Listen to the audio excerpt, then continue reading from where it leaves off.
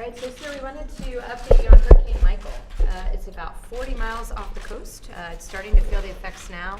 It is a very dangerous Category 4. And just to remind the press, Hurricanes Harvey, Irma, and Maria were Cat 4. So these are big storms that we're looking at. So it'll hit the Panhandle, as you can see in this one right here, sir, and then it will go through Georgia and the Carolinas.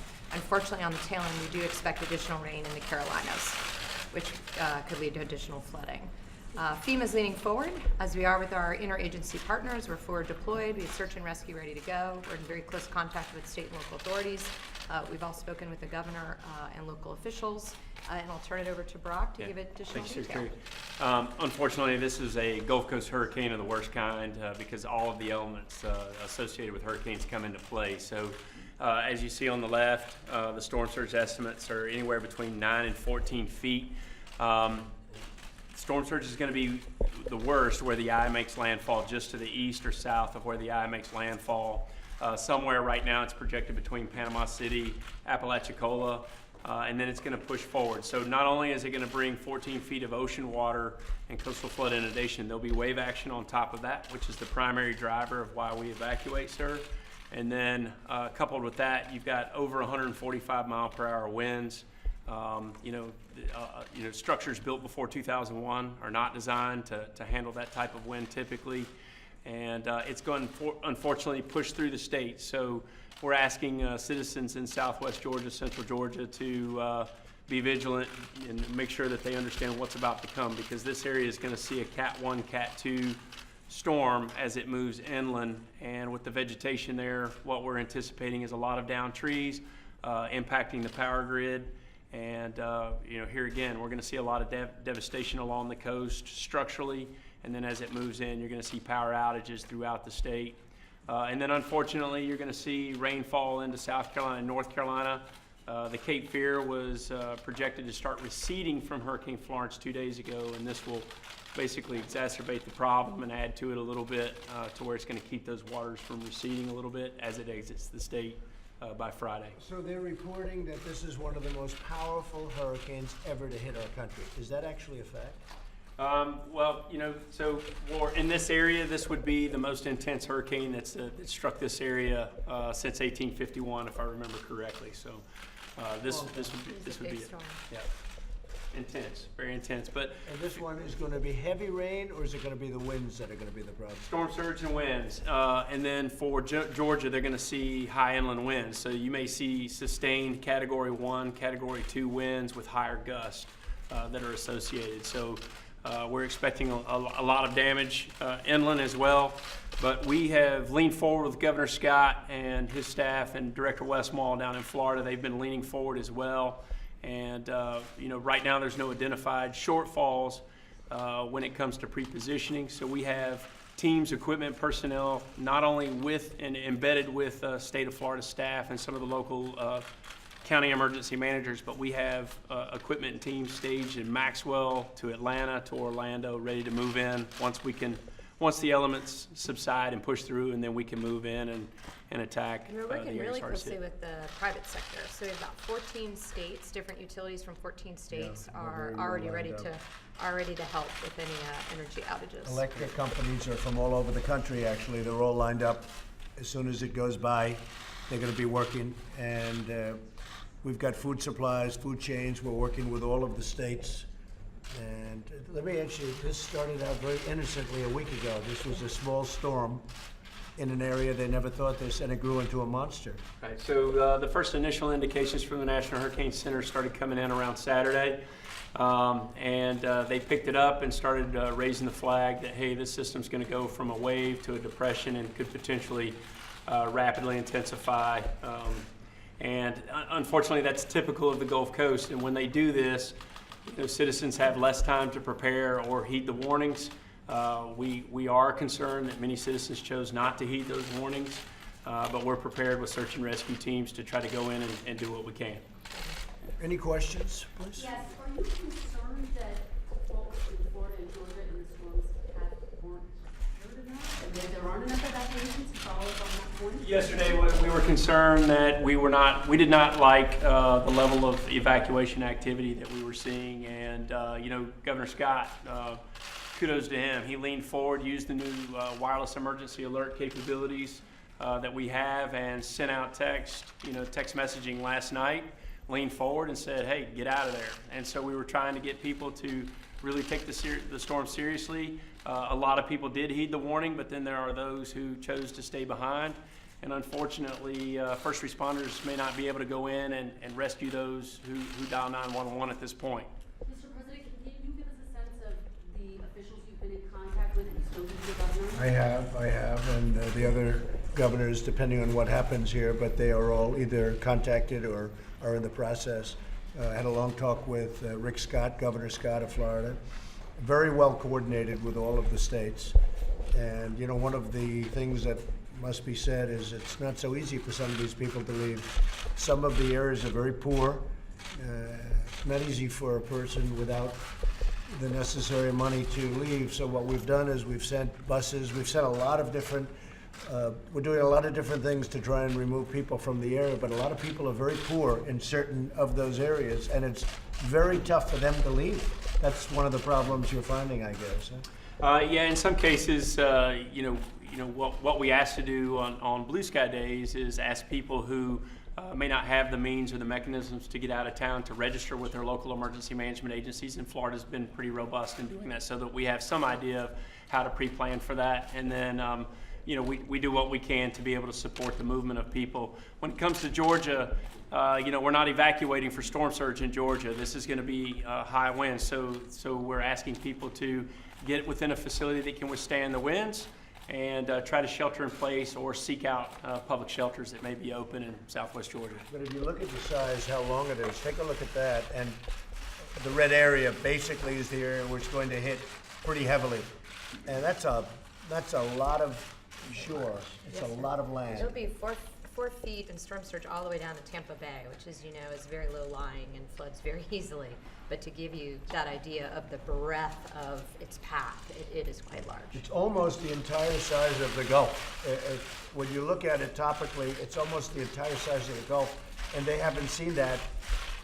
Maybe they haven't seen that at all. Nobody's seen that before. The eye diameter is pretty wide, which unfortunately is not good news as it makes landfall. So some people may say it's similar to an EF3 tornado making landfall in areas that are close to the eye. So it's Did last year's hurricanes in the area impair the infrastructure or weaken it in any way that they would struggle to deal with this year's hurricane? not in this area. Irma did not really heavily impact the Florida Panhandle. Most of the hit from Irma was in the southwest portion of Florida, and then moved up through and created some issues in the Jacksonville area, northeastern portion. But this area, it's been a long time since it's been hit, so the vegetation hasn't been stressed, and we're going to see a lot of damage and devastation, unfortunately, and we have to set the citizens' expectations that the power is going to be out for a while.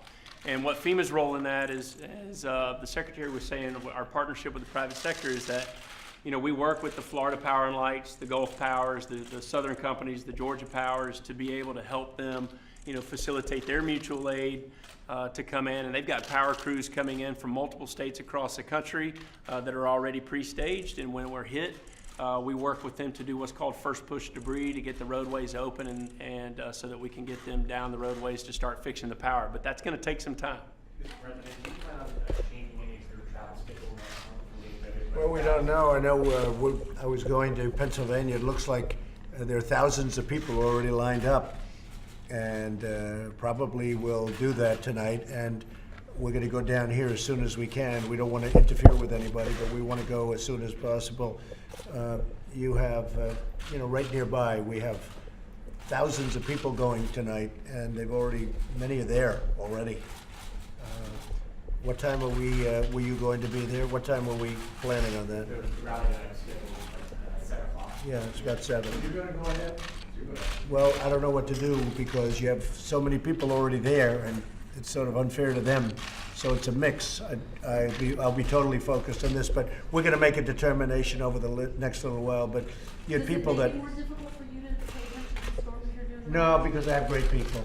including these two, but I have great people. It wouldn't make any difference in that sense, but I would like to be seeing what's going on. We want to get down there as soon as possible. At the same time, I don't want to go down where we're interfering with the people, first responders, the FEMA people. I want them to focus on the storm, not me.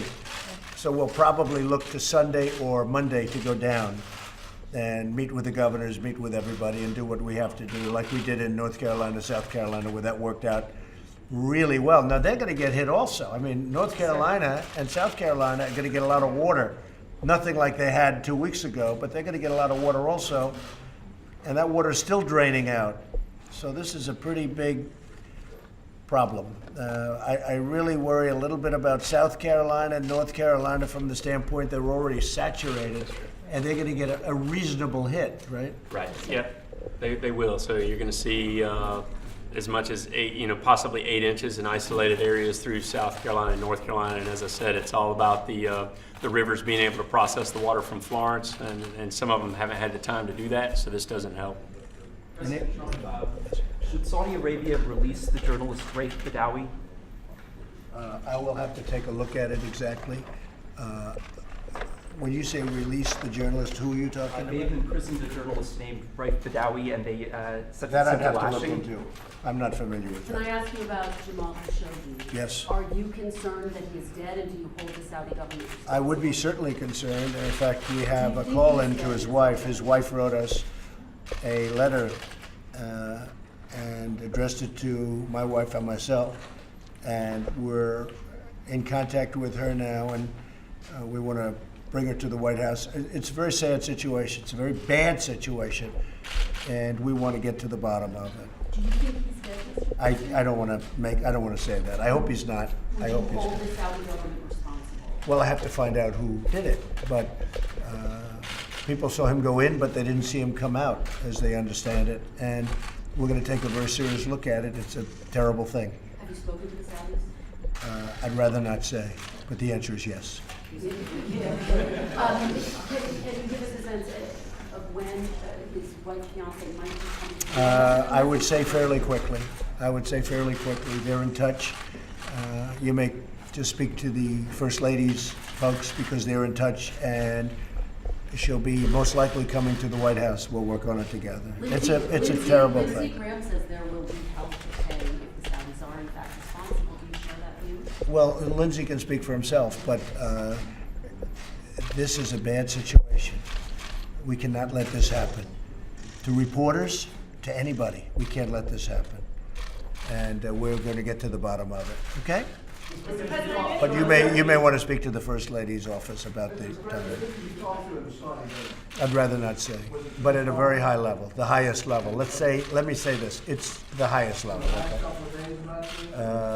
Yeah, You mentioned that you talked to more King than once. You had mentioned that you spoke to King Salman, so, I mean, the Well, I highest do level. anyway, and I've always found him to be a fine man. We've had a very good relationship. I'm not happy about this. We have to see what happens, you know. We have to see what happens. Nobody knows what happened yet. They don't know over there, but it's a very serious situation, and it's something we're taking very seriously, okay? Several countries like India and China are planning to buy oil from Iran even after 2004. What is the message to those countries? We'll take care of that. We'll take care of that. Yeah. There's a report out of Seoul today that the South Korean government is considering lifting some sanctions against the South Korean government is considering. Well, they won't do it without our approval. They do nothing without our approval. Have they been in contact with Yes, the they do nothing without our approval. President Trump, when do you intend to release more people like Alice Johnson? We'll talk to you about that later. Are you going to Any talk closer to picking a replacement And for- by the way, when we get Alice Johnson, such a great person, or such a great case, I'd like to find a lot of people like Alice Johnson, and there are a lot of people that are in a situation like that, and we are actively looking for those situations. She's a terrific woman. I've been watching her a lot, and what a great spokesman she is for that situation, and that's covering a lot of people. There are a lot of people like that will unfortunately be locked up for many, many years, and there's no reason for it. So we are looking for, we are actively looking for other situations exactly like that. Mr. President, any questions? No, but she's somebody we're talking to. We like Dina. Dina did great here. She then went back into the private sector for a while, but she always wanted to come back. She loves this administration. So we're certainly looking at Dina, and we're looking at others. There's some tremendously talented people. Nikki's going to be here till the end of the year. Nikki's our friend. She's been great. I want whoever it is to spend some time with Nikki before Nikki goes out and gets herself a job, and hopefully she's going to make a lot of money. And I think Nikki will come back in some form too, but she's an extraordinary person, good person. And but we're looking at many people. Many people want that job. Mr. What's your President, vetting any process? concern about the fact that she announced her departure before the midterms? No, there's no good time. I mean, there really is no good time. She told me about this a long time ago, and frankly, it's almost 4 weeks, so it's not that bad. No, I don't think so at all. I thought it was very elegantly done. If she waited till after, then they'd say, oh, if we win, they'd say, why is she doing it? And if we lose, they'd say, oh, well, that's obvious why she's doing it. Okay, so there's really no good time to do it. But she and I had spoken at least 6 months ago. Maybe even a year ago we had conversations. She wanted to be here about 2 years. And I think the point really was last week at the United Nations. She wanted to get through that and then go probably into the private sector for a while. And I'm sure she's going to come back into government because she's a terrific person. What's the vetting process like, Mr. President? What are you looking for? Very strong vetting, but some of the people we already have vetted. Some of the people are with us. We're looking at people that are already with us. And we have some incredible talent in this administration. We have some great, great talent, and they've already been vetted. They're already approved. Any other questions on this? One more question. Last week, India signed an agreement with Russia to purchase S-400 missiles. Yeah, I know they did. $5.4 billion. Yeah. Would CATSA sanctions apply to India, or are you planning to give them a India's going to find out, aren't they? Are you planning to give them a waiver? India will find out. When? You'll see. Sooner than you think. I do have another question on this. Yeah. You talked a lot about the size and the scope of it. Can you help us understand just how big it's going to be? Florence was a historic storm. It's going to be bigger than Florence. How should we think about the size and magnitude? Oh, for this area of the Florida Panhandle, it's going to be historic. I mean, this is the worst hit that they've had in recent history. And you've only it's Cat 4 going in. What else can? Very rare do you see a 4. That's about And these 150 winds miles are- per hour right now. I mean, this is yeah. a very and much serious more in storm. certain areas. How many people are unable to evacuate? Many. Like thousands? We have poor people. It's very sad, and they are unable. More than we would like. More than we would like. And you have people that are stuck. They're just stuck there. We're moving a lot of people out. But you have some people that don't want to go out. They own a home and they just don't want to go out, and you can't force them to go out. But these are great people that I love this area. There's something about the people in the area, and they will be okay.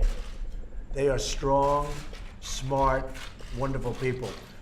But you have certain sections where really you have pretty extreme poverty. You don't have money. And it's very hard for those people. But we're moving a lot out. Do you have a message for those who are in the storm's path and haven't evacuated? I say, God bless you all. That's my message, because that's what it is. The storm is there. I mean, that storm is there. It's sort of too late to do anything about it now from the standpoint of moving. Tell us about that.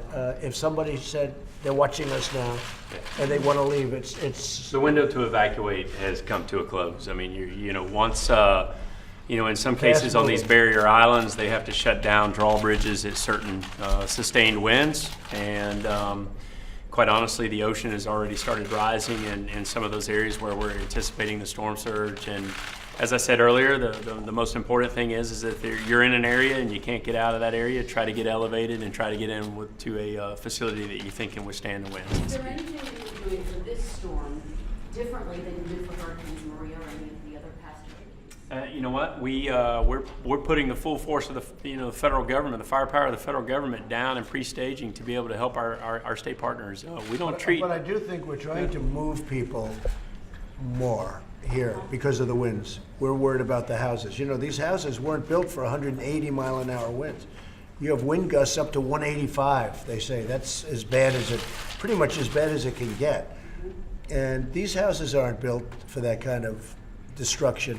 So I think more than anything else, we're trying to move more people out than we've ever before. I think what was different was Governor Scott leaning forward and using the wireless emergency alert. I think that's the first time that it's actually been used in this platform, to my knowledge, and just trying to hammer home the point. That was a great way to communicate with those barrier islands you see using that alert system. A lot of folks I think woke up and they were surprised when they saw category 4. Were state and local officials or was the federal government in any way caught off guard by the strength of this? FEMA was not by any means, and neither was the state of Florida. The bottom line is that anytime we're dealing with a Gulf Coast storm, we always plan for one category, possibly two higher, because we understand that trying to forecast the intensity of these storms is very difficult for the National Hurricane Center to do.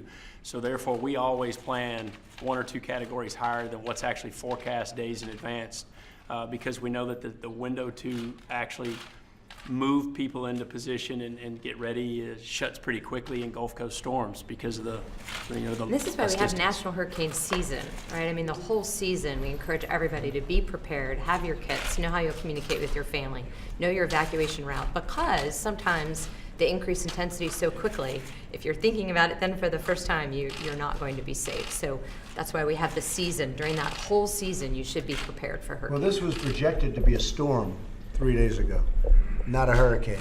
And it grew as rapidly as anything they've ever seen. That's the problem. And we're very, very prepared. We have massive amounts of food and water that gets brought in immediately as it's leaving. I mean, literally, we follow it right in. And the electrical folks and, the different electrical companies, they have thousands, they're gonna have over 10,000 people, and they're literally waiting, and they go and follow it in. They have to clear out the streets, but they literally follow it right in. So that's gonna be okay. I mean, the thing we're worried about is that initial, the wind, because supposedly, if you believe everything you're seeing, not only from our people, if you see it on television, they haven't seen winds like this. So this is different than a lot of water, which is bad too. But they have not seen winds like this in a long time. Yep, you can replace Or all the the storm infrastructure. surge, yeah. Some of it, they had almost 200 miles an hour, and I've never even heard of that before. I've never heard of it. It's almost like it's like a big tornado, a massive tornado. So we have to be very careful, and we just hope the structures can hold up, and if they can't, we hope people aren't in those structures, that they were able to get out. Well, thank you all very much. We appreciate it very much. Thank you. Thanks, sir. Talk about the more, do you have a message to the Saudi government? Are you demanding information? Yeah, we are. We're demanding everything. We want to see what's going on here. That's a bad situation. And frankly, the fact that it's a reporter, you could say in many respects it brings it to a level.